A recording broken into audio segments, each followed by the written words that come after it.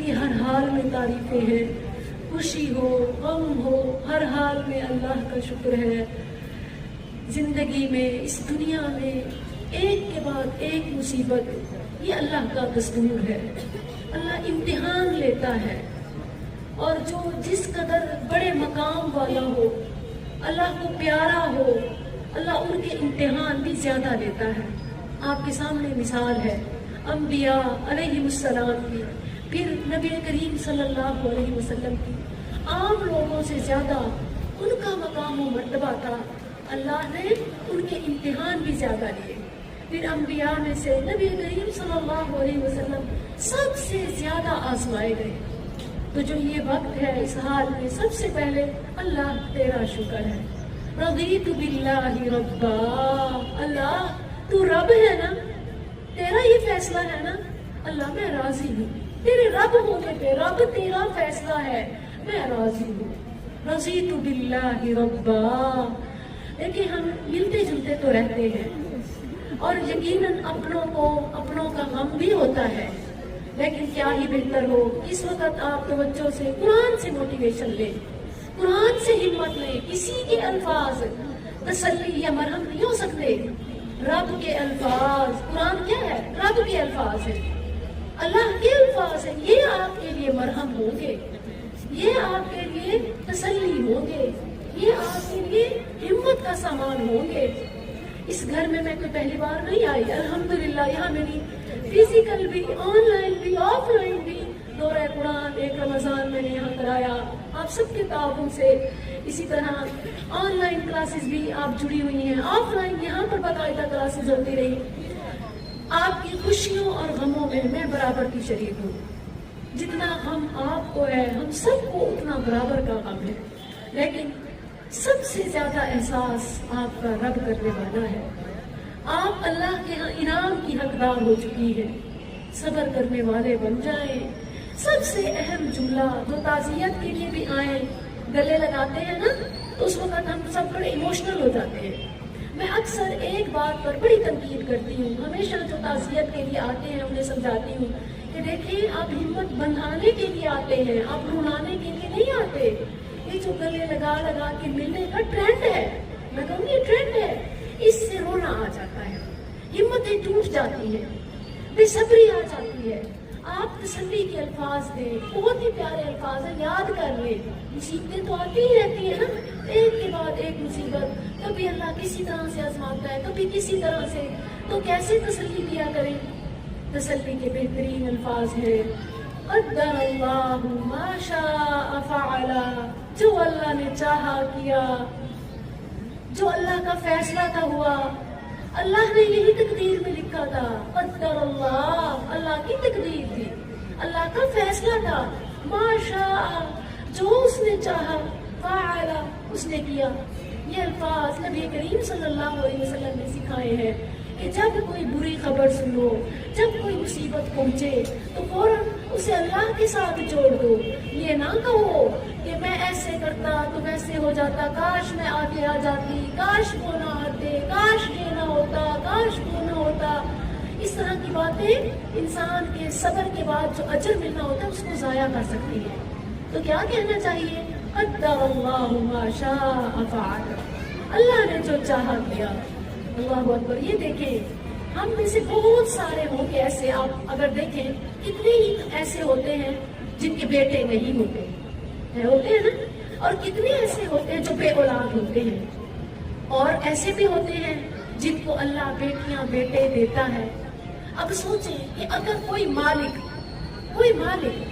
کسی کے پاس کوئی چیز عاریتاً دے دے کہ چلو تم فائدہ اٹھا لو، کوئی مالک کسی کو کوئی چیز عاریتاً دے کہ چلو تم فائدہ اٹھا لو، تھوڑا انجوائے کر لو، پھر جب میرا فیصلہ آئے گا، میرا حکم آئے گا، فوراً مجھے لوٹا دینا، کیا اس واپس لوٹانے پر جزا قضا ہائے ہائے باویلا کرنا چاہیے؟ انصاف سے بتائیں، نہیں بنتا نا، بلکہ کیا ہونا چاہیے؟ قدر اللہ ما شاء فعل، اللہ تو نے بیٹوں میں، اولاد میں بڑی محبتیں رکھی ہیں، اللہ زندگیاں ہی ڈال دی ہیں، اللہ مگر کیا کریں، مالک تو ہے، دیا تو نے تھا، بیٹا جو فوت ہوا، بھائی جو فوت ہوا، 25 سال کا شباب، ماں کی آنکھوں کا تارا، اور ماں وہ جو پہلے سے خامد کے آسرے سے محروم ہو، ایسی ماں کی امیدوں کا مرکز، آنکھوں کا تارا. ہر صاحب اولاد اس درد کو محسوس کر سکتا ہے. ہر بیٹے والی کہ جس کو بیٹے سے امیدیں ہوتی ہیں، وہ اپنے آپ پہ رکھ کے سوچ سکتی ہے مگر کیا کرے کہ مالک کی مرضی یہی تھی، مالک نے دیا. اور یہ کوئی صرف کہنے کی باتیں نہیں ہیں، بلکہ حقیقت میں آج میں آپ کو امہات سے، صحابیات سے ایسی مثالیں سناتی ہوں جو مستند احادیث سے ثابت ہیں. سبحان اللہ، کیسی وہ مثالیں ہیں. اور ام سلیم کا واقعہ جو ہے حدیث کی ہر کتاب میں ایک روشن مثال بن گیا. اس امت کی ماؤں، بہنوں، بیٹیوں اور ہر اس صاحب اولاد کے لیے کہ جس سے اس کا بیٹا جدا ہو گیا یا جس سے اس کا اپنا دور ہو گیا، وہ سن لے. اللہ اکبر. ام سلیم رضی اللہ عنہا یہ ایک ایسی عورت تھی، ایسی صحابیہ تھی کہ ان کی جہاں پہلے شادی ہوئی اس خاوند سے ایک بیٹا ہوا. اس کا نام ہے انس، خادم رسول. آپ جانتی نا نبی صلی اللہ علیہ وسلم کے خادم، نام کیا تھا؟ انس. انس رضی اللہ عنہ، ان کا باپ فوت ہو گیا، اب یہ بیوہ ہے. اس کے بعد ان سے ایک اور صحابی نے شادی کی، وہ ہے ابو طلحہ رضی اللہ عنہ. اب آپ دیکھیں کہ کوئی بھی، وہ پہلے خاوند سے اور اس کا بچہ بھی ہو، کوئی بھی عورت دوسرے گھر میں، دوسرے خاوند کے پاس جگہ مضبوط نہیں بنا سکتی، نہ ہی پیچھے والے گھر میں بچے کے قدم اس گھر میں ٹکتے ہیں جب تک اس خاوند سے اولاد نہ ہو جائے. اس خاوند سے اولاد ہو نا پھر بچے مکس ہو جاتے ہیں. اب ان سے اللہ کا کرنا، بیٹا ہوا، ابھی چھوٹا ہی تھا کہ بیمار ہو گیا. ابو طلحہ رضی اللہ عنہ کو کوئی کام پڑا، وہ گھر سے باہر چلے گئے. اللہ کی کرنی، اللہ کا حکم، وہ بیٹا فوت ہو گیا. اب آپ دیکھیں کہ وہ نئے گھر میں ایک بچہ ہوا جو دلوں کو جوڑنے والا تھا، اور وہ عورت جو پہلے پچھلے گھر سے خاوند کا صدمہ اٹھا چکی تھی. اب اس کا جو یہ بیٹا، اور خاوند بھی نہیں ہے. آج آپ دیکھیں، خود اپنے اوپر ہم رکھ کے سوچیں، جب کوئی بیماری یا بچے کو صرف چوٹ لگ جاتی ہے اور گھر پہ خاوند نہ ہو یا گھر پہ کوئی نہ ہو، بر وقت ہاسپٹل لے جانے کے لیے، ٹریٹمنٹ کے لیے یا کچھ بھی کرنے کے لیے، تو جو صدمہ اور زیادہ ہوتا ہے کہ دیکھو کوئی بھی نہ تھا، میں اکیلی تھی، کوئی بھی نہیں تھا، اور ایک عورت اکیلی. یہی ام سلیم رضی اللہ عنہ کے ساتھ ہوا کہ خاوند گھر پہ نہیں ہے، بیٹا فوت ہو گیا، ان کے ہاتھوں میں بچہ فوت ہو گیا، اور انہوں نے خود اس کو غسل دیا، اس کو کفن پہنایا، اور اس کو گھر کے سٹور میں، حدیث کے الفاظ ہیں مخزن، گھر کے سٹور کے کونے میں رکھ دیا. پتہ چلا کہ میرا خاوند گھر واپس آ رہا ہے، سفر سے تھکا ہارا ہوگا، پہلے اس کو یہ خبر نہ دوں کہ کہیں پریشان نہ ہو جائے. اللہ اکبر. اس کی ہمت کا، اس کے صبر کا آپ اندازہ لگائیں. وہ کہتی ہے کہ اپنے بچے کو، حدیث میں ہے کہ انہوں نے بیٹے کو غسل دیا، کفن پہنایا، گھر کے سٹور کے کونے میں جا کے اس کو لٹا دیا، اور گھر والوں سے کہا کہ اب ابو طلحہ آئے تو میرے بتانے سے پہلے کسی نے نہیں بتانا. ارد گرد والے جو تھے سب کو منع کر دیا. اللہ اکبر. جب میں یہ واقعہ پڑھتی ہوں تو ام سلیم رضی اللہ عنہا کے صبر کا مظاہرہ پڑھ کے حیران ہو جاتی ہوں کہ اکیلی عورت بچے کی فوتگی سہتی ہے، غسل دیتی ہے، کفن پہناتی ہے، اور پھر جا کر انہیں سٹور میں گود میں، جب تک یہاں کیا ہوتا ہے آپ نے سوچا، جب میت کو اٹھانے کا وقت ہوتا ہے حالت کیا ہوتی ہے گھر والوں کی، اور ادھر خود ہمت کر کے اس کو الگ لٹا آتی ہے. اور جب آتے ہیں گھر میں ابو طلحہ تو کہتے ہیں، پہلے پوچھتے ہیں کیف ابنی، میرا بیٹا کیسے ہے، میرا بیٹا کیسے ہے. کیا کہتی ہیں؟ قد استراح، آرام پا گیا ہے، آرام میں ہے. وہ ظاہر ہے کہ اس کا مطلب پہلے تو نہیں سمجھ آتا ہے نا کہ شاید اب حالت بہتر ہو گئی ہے. وہ کہتے ہیں اچھا چلو شکر ہے کہ وہ بہتر ہے، شکر کرتے ہیں. اس کے بعد ان کے لیے کھانا بندوبست ہوتا ہے، کھانا تیار ہوتا ہے. اس حالت میں ام سلیم کھانا تیار رکھتی ہیں. خاوند کو کھانا پیش کیا، انہوں نے کھایا پیا. پھر اپنے آپ کو سوچیں، تھوڑی سی پریشانی ہو نا، عورت خاوند کی قربت بعد میں پسند نہیں کرتی، اور اپنے آپ کو تیار کر کے خاوند کے لیے پیش کیا. اللہ اکبر. اور اسی حالت میں کہ گھر میں میت ہے بیٹے کی. ابو طلحہ رضی اللہ عنہ کو تو پتا نہیں تھا, انہوں نے بیوی سے قربت اختیار کر دی. جب ریلیکس ہوئے, بات چیت آگے بڑھی, تو پوچھا کہ بیٹا کہاں ہے. تو کہنے لگی ذرا یہ بتاؤ کہ اگر کوئی شخص کسی کو کچھ, اگر کوئی کسی کو امانت دے, اگر کوئی کسی کو امانت دے تو جب مانگے امین کو کیا کرنا چاہیے؟ کہتے فوراً اس کو واپس کرنا چاہیے. کہتے ہیں کہ تمہارا بیٹا اللہ کا مال تھا, اللہ نے واپس لے لیا. فغاضبا, حدیث میں لفظ ہے کہ وہ غصے ہوئے, اور اللہ کی بندی تو نے یہ کیا کر دیا, میں کیا کر بیٹھا, بہت بڑا پاپ ہو گیا, مجھ سے تو گناہ ہو گیا, میں نے تمہارے ساتھ تعلق ہی قائم کر لیا. دوڑے گئے رسول اللہ صلی اللہ علیہ وسلم کی خدمت میں. پہنچتے کہتے اللہ کے نبی میں کیا کر بیٹھا ہوں, اور میری غلطی نہیں ہے, یہ ام سلیم نے مجھے بتایا نہیں تھا, اور اس طرح کیا. نبی صلی اللہ علیہ وسلم ام سلیم کے صبر پر اتنے خوش ہوئے, اسی وقت دعا دی, بارک اللہ لکما فی لیلتکما, گزشتہ رات کے تعلق میں اللہ تم دونوں کو برکت دے. نبی صلی اللہ علیہ وسلم کی دعا, سبحان اللہ, ام سلیم حاملہ ہو گئی. اللہ اکبر. اللہ تعالیٰ نے انہیں جب بچہ دیا, وہ خوبصورت بیٹا تھا. اللہ نے دیکھے صبر کا مظاہرہ, وہ جو انہوں نے صبر کیا. اچھا بیٹا پیدا ہوا تو اپنے بیٹے انس کو کہتی ہے کہ اس کو اٹھاؤ.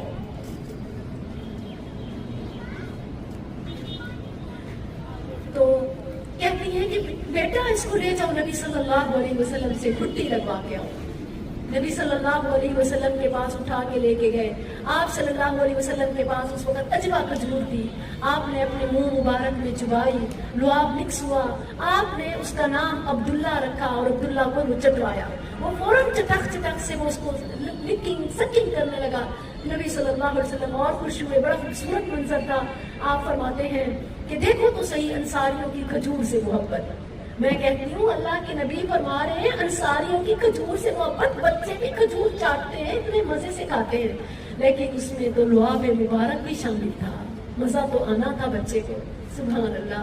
نبی صلی اللہ علیہ وسلم کی دعا کی برکت اور ام سلیم کا صبر, اللہ نے اس بچے کو پھر 10 بیٹے دیے, اور ایک میں ہے کہ 9 بیٹے دیے. 9 کے 9 قاری قرآن, عالم دین کے. انصاری صحابی کہتے ہیں میں نے اس کی نسلوں کو, اس کے بیٹوں کو, یہ ایک ام سلیم کا صبر ہے. اور میں ایک ٹائم مختصر ہے یہاں, میں آپ کو ایک بات یہاں بتانا چاہوں گی کہ یہ صرف یہی نہیں ہے. آپ کہیں کہ اب جو چلا گیا ہے وہ تو بیٹا تھا ہی کمارا, اس کی تو کوئی شادی نہیں تھی, بچے نہیں تھے, اب کیا صبر کا بدلہ ہو سکتا ہے. میری ماں, میری بہنوں, صبر کا سب سے جو بڑا بدلہ ہے نا وہ اللہ کی معیت ہے. ان اللہ مع الصابرین, اللہ خود صبر کرنے والوں کے ساتھ ہے. اس سے بڑھ کے صبر کا بدلہ کیا ہو سکتا ہے. اور جہاں تک رہے حصہ اس کے بدلے کی بات, اللہ فرماتا ہے انما یوفی الصابرون اجرهم بغیر حساب. اللہ صبر کرنے والوں کو بے حساب اجر دیتا ہے. یہ چند لوگ ہیں. روزہ رکھنے والے کے لیے آتا ہے الصوم لی وانا اجزی بہ, اسی طرح صبر کرنے والوں کے لیے آتا ہے بغیر حساب, اسی طرح اعلیٰ اخلاق والوں کے لیے آتا ہے جیسے نبی صلی اللہ علیہ وسلم کو اللہ عز و جل نے فرمایا وَإِنَّكَ لَأَجْرًا غَيْرَ مَمْنُونٍ وَإِنَّ لَكَ لَأَجْرًا غَيْرَ مَمْنُونٍ. اور اسی طرح یہ چند ایک چیزیں ہیں جن کے بارے میں یہ آیا ہے, باقی ایک نیکی کا 10 یا اس طرح مقرر ہے. اللہ اکبر. یاد رکھیں کہ فوت ہو جانے والا تو واپس نہیں آتا, لیکن اللہ اس کا نعم البدل عطا کر سکتا ہے. مختصراً میں آپ کو ام سلمہ رضی اللہ عنہا کا واقعہ سناؤں گی. ان کے خامد کے ساتھ جو محبت تھی وہ آپ یہ لیلا, مجنون, ہیر رانجھا یا جو جتنے بھی کریکٹرز ہیں نا وہ تو صفر ہیں, زیرو ہیں. ان کی محبت کی تاریخی مثالیں موجود ہیں. کون؟ ام سلمہ اور ابو سلمہ. یہ لو برڈز تھے. ان کی محبت کی داستانیں ہیں. ہجرت کا پہلی ہجرت حبشہ کا جب حکم آیا دونوں نے اکٹھے ہجرت کی. پھر ہجرت مدینہ کا حکم آیا, واپس ہجرت حبشہ سے واپس اکٹھے مکہ آئے. پھر جب مدینہ کی ہجرت کا حکم آیا اس وقت ان کا ساتھ ایک بیٹا تھا. اب ابو سلمہ، ام سلمہ اور ایک بیٹا سب کچھ چھوڑ کے مکہ سے مدینہ جا رہے ہیں. بڑی پیاری مثال ہے، آپ ذرا دیکھیے گا. جانے لگے ادھر سے ام سلمہ کا میکا اور ابو سلمہ کا خاندان سسرال، میکا اور سسرال دو خاندان ان کے آگے آ گئے. لڑکی والے کہنے لگے او ابو سلمہ تم جاتے ہو جاؤ، ہماری بیٹی تمہارے ساتھ نہیں جائے. ادھر سے جو ابو سلمہ کے گھر والے تھے خاندان والے وہ کہنے لگے تم جاتے ہو جاؤ، یہ تمہارا بیٹا ہماری نسل ہے، یہ تمہارے ساتھ نہیں جائے گا. بیٹا انہوں نے چھین لیا، بیوی کو انہوں نے روک لیا.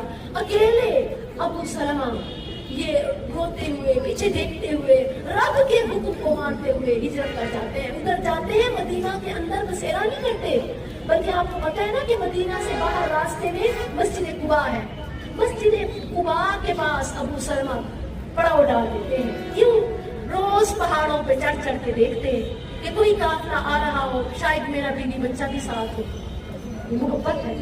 اور ادھر سے پھر کیا ہوتا ہے کہ ام سلمہ کی کیا حالت تھی؟